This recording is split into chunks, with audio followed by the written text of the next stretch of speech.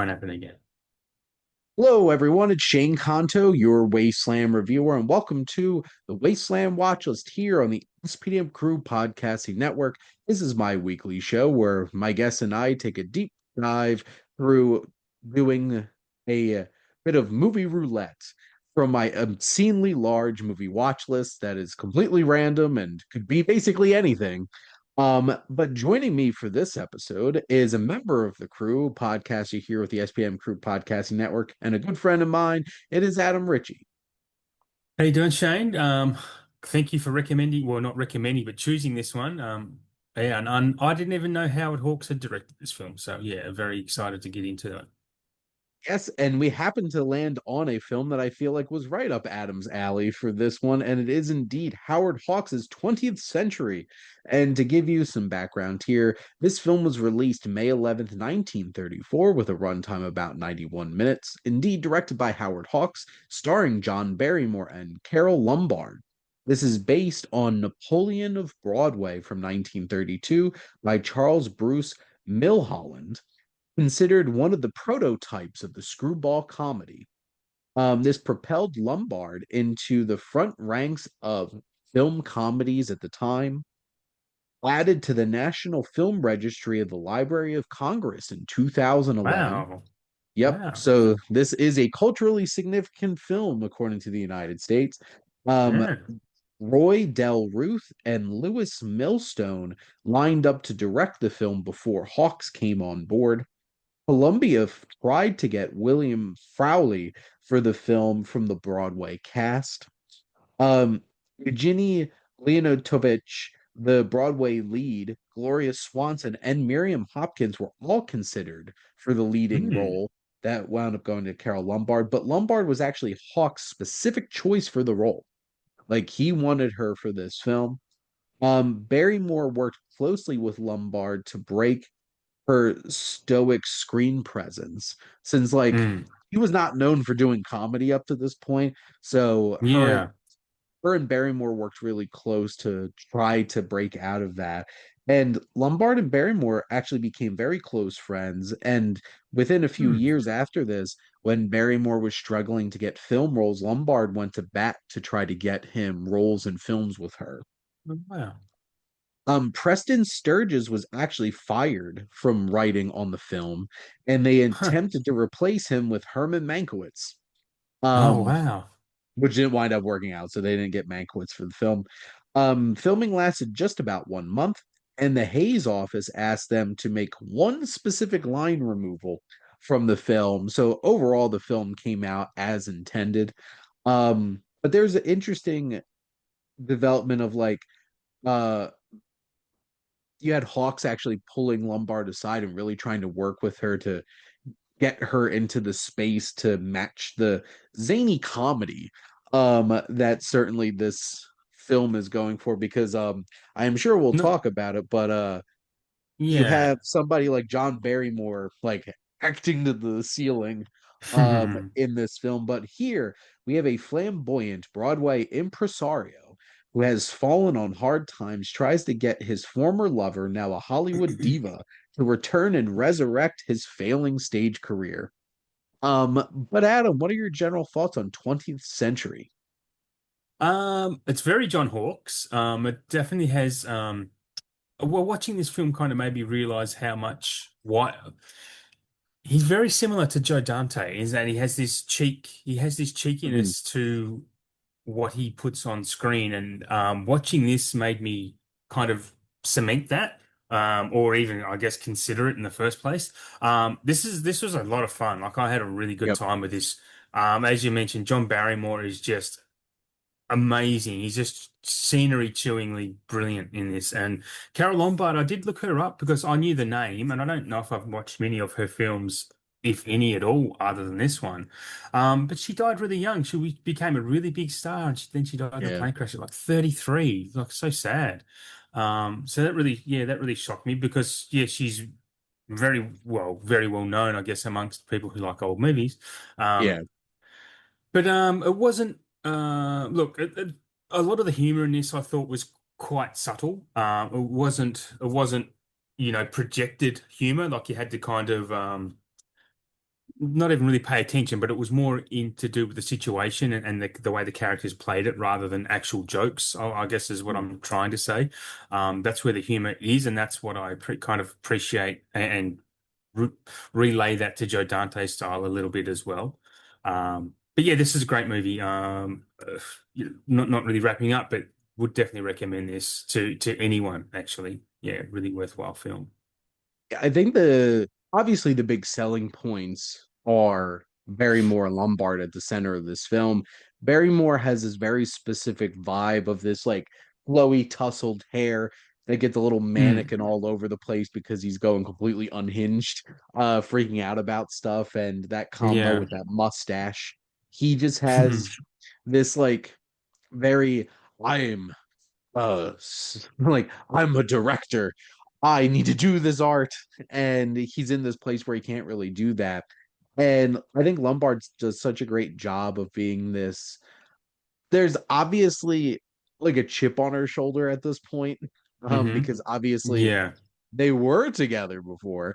And he's Uh, getting so desperate, but like not desperate enough to like get past his own ego and stuff like that. yeah. And they have a Yeah. very interesting dynamic with each other throughout this film. Hmm. And that's really the driving force. And a lot of this, it's like a really simple plot of at the end of the Mm. day, this is just him trying to convince her to do this show, basically Yes.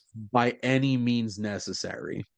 As the film goes on. Because like the biggest thing for me was the climax of this film was this wild situational humor setup Yeah. that Yeah. starts spiraling, including like being shot or not being Hmm. shot, Yeah. Yeah. dying or Uh, not dying. And Barrymore sells that oh, so perfectly. yeah. He's like trying to deliver the biggest death scene in the history of acting, Hmm. while convincing her to try to sign on for this show. And of course, he's a grifter, trying to any means necessary to get him back on track.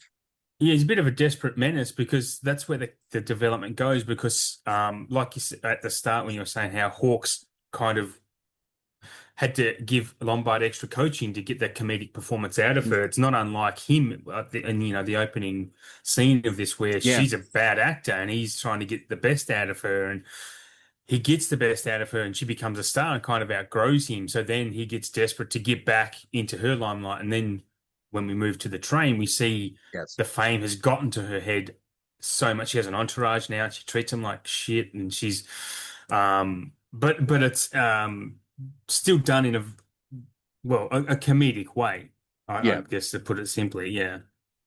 Well, because you have this these bookends of like the opening scene in the Mm. theater where yes, that's a lot of fun of him trying to like get this performance out of her. And Yes, then at drawing the the lines very on the floor and yeah. And at the very end where it's like, well, we're back at this again, despite yep. the fact he doesn't want to be back at this again. But he's happy because he has a show again. And Yeah. I didn't expect like so much of this film, like this on this train of like Yes. Yeah. this whole entire story is okay, we're on this train ride, and I have to Mm. convince her to do this play by the time this train ride's over. And just the idea of the escalation of how hard he is trying to convince her, Yeah. their Yeah. their banter back and forth in these like enclosed rooms and stuff like that is a lot of fun. I think Walter Connolly, who plays Oliver Webb, is a fun supporting character too Yeah. here.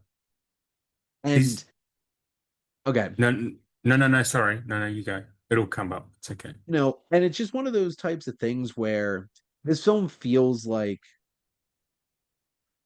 that like running of line to a bomb where Yeah. it keeps getting closer and closer to the bomb and Yeah. that fuse is shortening. And because like It's a good analogy. it's interesting seeing how Barrymore's approach evolves because like he's getting more and more desperate Mm. and Mm. the actions get more and more crazy and over the top and ridiculous and it just has that building up a tension. I think Howard Hawks does a great job of slowly escalating the situations in a way that builds up that Mhm. humor because like sure like I think there are like especially towards the beginning and their early interactions as they're on this train, the humor is a little bit more subtle and it's a little bit sharper and like flip getting in there, and then it goes full blown over the top zaniness by the end of the Yeah, film. yeah, And if anything else, I think just watching John Barrymore's performance in this is worth the like hour and a half commitment to watch this movie. definitely. Is Yeah. He is so much fun in this, and I think Lombard makes the perfect foil to him, Hmm. which is what makes this so interesting is that they're they're like oil and water. There is friction there between them throughout this whole entire film. It's just a fun dynamic. And you can Yeah. definitely see why this was one of those early screwball comedies that set up that expectation. Because this came out the same year as it happened one night. Oh, really? I So didn't like even the put, yeah, yeah. so basically these two films were like really Mm, starting the groundwork for what people would define as screwball comedy moving forward. yeah. Yeah, it's interesting because I go into these films blind. I didn't read anything about it. I was just going to watch it. It's Howard Hawks. That's enough for me to want to watch it.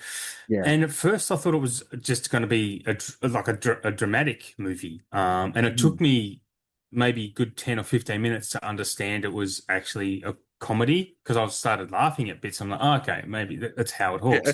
Um, so it's yeah, just saying it is described as a madcap comedy, but there's still Howard Hawks does it better later in his career. I mean, I've noted that in my Letterboxd review. I think Bringing Up Baby is one of the funniest movies ever made. Yes.